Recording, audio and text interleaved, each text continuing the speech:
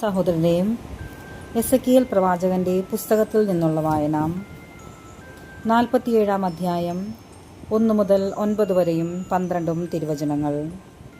പിന്നെ അവൻ എന്നെ ദേവാലയ വാതിൽക്കലേക്ക് തിരികെ കൊണ്ടുവന്നു. അതാ, ദേവാലയ പൂമുഖത്തിൻ്റെ അടിയിൽ നിന്ന് കിഴക്കോട്ട് വെള്ളമൊഴുകുന്നു. ദേവാലയത്തിൻ്റെ ദർശനം കിഴക്കോട്ടാണ്. ദേവാലയ പൂമുഖത്തിൻ്റെ വലതുഭാഗത്ത് ബലിപീഠത്തിൻ്റെ തെക്കുവശത്ത് അടിയിൽ നിന്ന് വെള്ളം ഒഴുകിക്കൊണ്ടിരുന്നു. പിന്നെ അവൻ എന്നെ വടക്കേ പടിപ്പുരയിലേക്ക് പുറത്ത് കൊണ്ടുവരികയും കിഴക്കേ പടിപ്പുരയിലേക്ക് പുറത്തുകൂടെ നയിക്കുകയും ചെയ്തു. വെള്ളം തെക്കുവശത്തുകൂടെ ഒഴുകിയിരുന്നു. കയ്യിൽ ചരടുമായി അവൻ കിഴക്കോട്ട് നടന്ന് 1000 മുഴം അളന്നു. എന്നിട്ട് വെള്ളത്തിലൂടെ എന്നെ നയിച്ചു. അവിടെ കണങ്കാൽ വരെ വെള്ളമുണ്ടായിരുന്നു. പിന്നെയും അവൻ 1000 മുഴം അളന്ന് എന്നെ വെള്ളത്തിലൂടെ നയിച്ചു. അവിടെ മുട്ടോളം വെള്ളമുണ്ടായിരുന്നു. വീണ്ടും അവൻ 1000 മുഴം അളന്ന് എന്നെ വെള്ളത്തിലൂടെ നയിച്ചു. അവിടെ അരയ്ക്കൊപ്പം വെള്ളമുണ്ടായിരുന്നു. പിന്നെയും അവൻ 1000 മുഴം അളന്നു. എനിക്ക് കടന്നു പോകാൻ പറ്റാത്ത ഒരു നദിയായിരുന്നു അത്. വെള്ളം അത്രയ്ക്ക് ഉയർന്നിരുന്നു. നീന്താൻ വേണ്ടുന്ന ആഴമുണ്ടായിരുന്നു അതിന്. നടന്ന് അക്കരെ പറ്റാൻ വയ്യാത്ത ഒരു നദി. അവൻ എന്നോട് ചോദിച്ചു, മനുഷ്യപുത്ര, നീ ഇത് കണ്ടോ?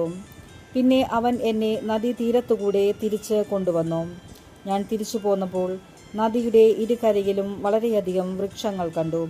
അവൻ എന്നോട് പറഞ്ഞു, ഈ വെള്ളം കിഴക്കൻ പ്രദേശത്തേക്ക് ഒഴുകി അരാബയിൽ ചേരുമ്പോൾ കെട്ടിക്കിടക്കുന്ന കടലിൽ ചെന്ന് അതിനെ ശുദ്ധജലമാക്കുന്നു. നദി ഒഴുകുന്നിടത്തെല്ലാം ജീവജാലങ്ങൾ പറ്റം ചേർന്ന് ജീവിക്കും. അവിടെ ധാരാളം മത്സ്യങ്ങളും ഉണ്ടായിരിക്കും.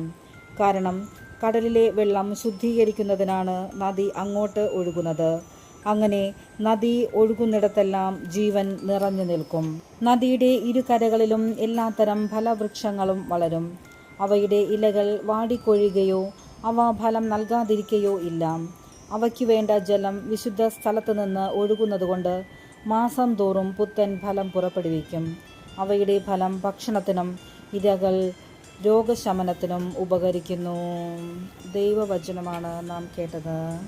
നമുക്ക് ദൈവത്തെ സ്തുതിക്കാം. പ്രിയ സഹോദരനെ, വിശുദ്ധ യോഹന്നാൻ എഴുതിയ സുവിശേഷത്തിൽ നിന്നുള്ള വായന 5 അധ്യായം 1 മുതൽ 16 വരെയുള്ള തിരുവചനങ്ങൾ. ഇതിനുശേഷം യഹൂദരുടെ ഒരു തിരുനാളിന് യേശു ജെറുസലേമിലേക്ക് പോയി. ജെറുസലേമിൽ അജ കവാടത്തിന് അടുത്ത് ഹെബ്രായ ഭാഷയിൽ ബത്സേദ എന്ന് വിളിക്കുന്ന ഒരു കുളമുണ്ടായിരുന്നു. അതിന് 5 മണ്ഡപങ്ങളും. അവിടെ കുരുടരും മുടന്തരും തളർവാദക്കാരുമായ അനേകം രോഗികൾ കിടന്നിരുന്നു. 38 വർഷമായി രോഗിയായിരുന്ന ഒരുവൻ അവിടെയുണ്ടായിരുന്നു. അവൻ അവിടെ കിടക്കുന്നത് യേശു കണ്ടു. അവൻ വളരെ നാളായി കിടപ്പിലാണെന്ന് അറിഞ്ഞ് യേശു ചോദിച്ചു, സുഖം പ്രാപിക്കാൻ നിനക്ക് ആഗ്രഹമുണ്ടോ? അവൻ പറഞ്ഞു, കർത്താവെ, വെള്ളമിളകുമ്പോൾ എന്നെ കുളത്തിലേക്ക് ഇറക്കുവാൻ ആരുമില്ല. ഞാൻ എത്തുമ്പോഴേക്കും മറ്റൊരുവൻ വെള്ളത്തിൽ ഇറങ്ങിക്കഴിഞ്ഞിരിക്കും. യേശു അവനോട് പറഞ്ഞു, എഴുന്നേറ്റ് കിടക്കയെടുത്ത് നടക്കുക. അവൻ തൽക്ഷണം സുഖം പ്രാപിച്ച് കിടക്കയെടുത്ത് നടന്നു. അന്ന് സാബത്ത് ആയിരുന്നു. അതിനാൽ സുഖം പ്രാപിച്ച ആ മനുഷ്യനോട് യഹൂദർ പറഞ്ഞു, ഇന്ന് സാബത്താകിയാൽ കിടക്ക ചുമക്കുന്നത് നിഷിദ്ധമാണ്.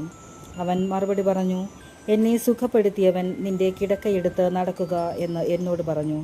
അപ്പോൾ അവർ ചോദിച്ചു, കിടക്കയെടുത്ത് നടക്കുക എന്ന് നിന്നോട് പറഞ്ഞവൻ ആരാണ്?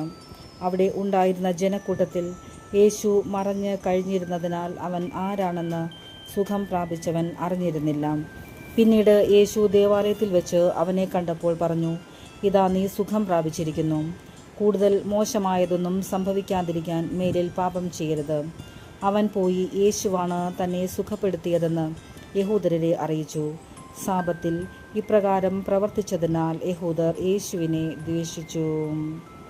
ദൈവവചനമാണ് നാം കേട്ടത്. നമുക്ക് ദൈവത്തെ സ്തുതിക്കാം.